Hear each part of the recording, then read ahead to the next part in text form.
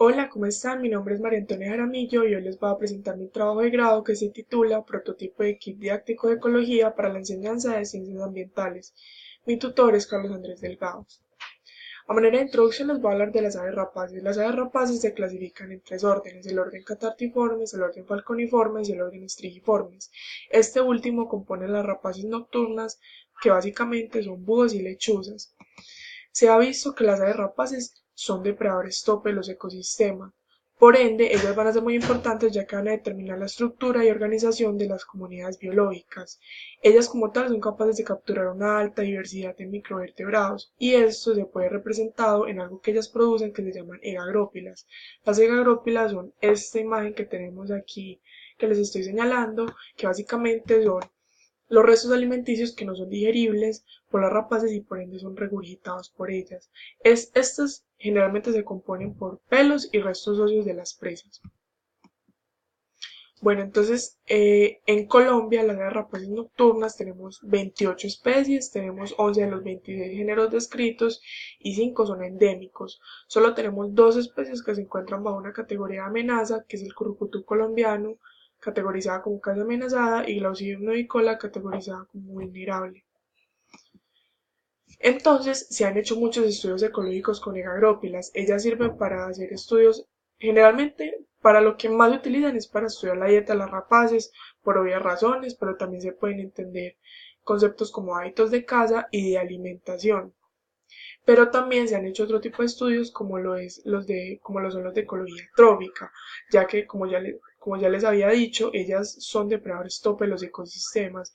Entonces, saber ellas que están consumiendo permite identificar y segmentar como los diferentes niveles de energía que se pueden estar presentando dentro de una red trófica.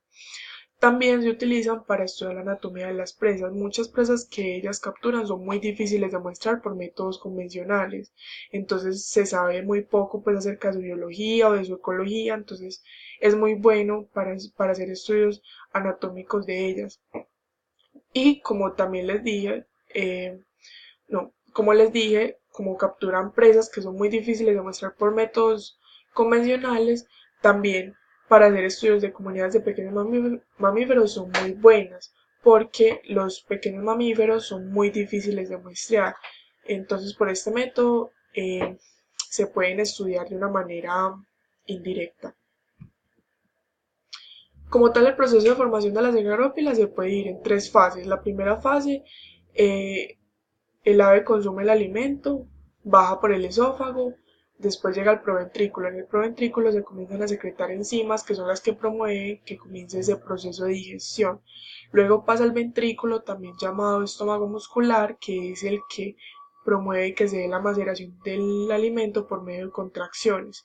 Ya en la segunda fase, también ocurre en el ventrículo, se conoce como digestión química. Ya este comienza a secretar esos jugos gástricos que van a hacer que toda la comida que sea, todo el alimento que sea capaz de digerir lo digiera, y lo que no va luego a pasar a la tercera fase, que es la formación de la gagrófila. Todo ese alimento no digerible se va a compactar y va a ocurrir la digestión o regurgitación de esa gagrófila. Se han asociado solo un factor de riesgo en cuanto a la manipulación de gagrófilas. Este factor este factor de riesgo es la transmisión de salmonela. Ellas tienen el potencial de transmitir salmonela, así ellas no estén enfermas, ellas la pueden tener en su flora natural. Se han documentado dos casos de brote, ocurrieron en dos colegios en la misma época, se encontraron haciendo un taller de disección de gagrófilas y se dieron cuenta que no tuvieron las precauciones sanitarias necesarias, entonces algunos estudiantes se enfermaron, pero no fue nada mortal. Se determinó que provenía del mismo individuo y el individuo se encontraba completamente sano. Entonces, ya como planteamiento del problema, resulta que existen unos kits didácticos que enseñan conceptos básicos en ecología utilizando gagrófilas. Pueden enseñar conceptos como relaciones depredador-presa, cadenas tróficas, composición del hábitat e historia natural de las rapaces, pero también enseñan conceptos acerca de las presas. Pero resulta que estos kits se han dirigido principalmente a Estados Unidos y Canadá, pero no existe nada en Latinoamérica. Y debemos tener en cuenta que las especies que tenemos acá son diferentes a las que tienen allá y por ende las presas también van a ser diferentes. Entonces una egagrópila producida acá en Colombia nunca va a ser lo mismo que una egagrópila producida en Estados Unidos. Nuestra diversidad es completamente diferente, la composición de especies es completamente diferente. Entonces aquí en la imagen de la izquierda podemos ver cómo se ve la portada de un kit que ofrecen. Entonces dice que trae agrópilas de lechuza para disectar, una guía de estudio, algunas herramientas que ayuden a los estudiantes en la disección. Entonces luego explica qué es una agrópila, cómo se forma, empieza a enseñar lo que les decía de las cadenas tróficas, porque son importantes de estas rapaces, hablan también un poco acerca de su estado de conservación y lo que hace didáctica esta actividad es que incluyen guías de clasificación ósea. Entonces a medida que vos vas disectando la agrópila vas clasificando los huesos que encontres y así sabes de qué presa pertenecen. Entonces es una manera muy didáctica de adentrar a los estudiantes como en este mundo científico. Bueno, las agrópilas se han utilizado también como método de divulgación científica y educación ambiental. Existen varios talleres que ofrecen, sobre todo en países como España, en donde invitan a las personas a pasar un día, pues ya sea en parques naturales o en universidades o incluso los colegios también lo hacen, para que disecten egagrópilas, puedan aprender un poco de la ecología de estas aves, porque son importantes, saber su estado de conservación, etc. Otro ejemplo. Bueno, entonces ustedes habrán notado que yo les hablo de rapaces nocturnas, pero no rapaces en general. ¿Por qué? Porque las rapaces diurnas, que serían como las águilas, por ejemplo, ellas son muy bruscas a la hora de cazar. Entonces, como que despedazan a sus presas y cuando forman la agrópila ya los huesos se encuentran no en tan buen estado como las rapaces nocturnas. Entonces, a la hora de yo identificar las presas que puedan estar contenidas ahí, va a ser mucho más difícil. Entonces, las egagrópilas de rapaces nocturnas se han utilizado mucho para hacer estudios biogeográficos, ecológicos y ambientales de microvertebrados. Se pueden encontrar especies muy raras que por un método convencional, por un muestreo convencional sería muy difícil encontrarla, pero por este método es más fácil. Y lo mejor de todo es que es un método no invasivo, entonces yo no tengo que manipular a la rapaz o a las presas para poder estudiarlas. Bueno, ya dentro de la Política Nacional de Educación Ambiental se plantea que se debe incluir la dimensión ambiental en los currículos escolares y esto dicen que se puede lograr por medio de los proyectos ambientales escolares, que son proyectos que buscan incentivar las competencias científicas y ciudadanas en los estudiantes y también que ellos se puedan apropiar y conocer un poco más acerca de la biodiversidad regional que tenemos. Entonces nosotros consideramos que la creación de un kit local que incluya egagrópilas regionales con las presas más comunes de rapaces nocturnas distribuidas en la región antioqueña eh, cabería muy bien dentro de estos proyectos ambientales escolares. Entonces el objetivo general de mi trabajo es diseñar un prototipo de kit didáctico de ecología para la enseñanza de ciencias ambientales utilizando egagrópilas. Como objetivos específicos tengo reconocer los posibles sitios en donde haya indicios de perchas y nidos de rapaces nocturnas en el departamento de Antioquia, describir el contenido de los kits didácticos actuales que utilicen egagrópilas que existen en el mercado online, además de las actividades, talleres didácticos y plataformas virtuales. Clasificar los segmentos de mercado potenciales que existen para los kits didácticos que utilicen egagrópilas actualmente, evaluar la composición de presas de egagrópilas colectadas en la región antioqueña y luego poder integrar todo ese conocimiento derivado de haber estudiado la diversidad de rapaces de presas contenidas en egagrópilas de rapaces del departamento de Antioquia junto con los posibles segmentos de mercado que existen para yo crear un prototipo de kit didáctico utilizando el agrópilas dirigido a Colombia. Tenemos 3 sitios potenciales para hacer la colección de las egagrópilas.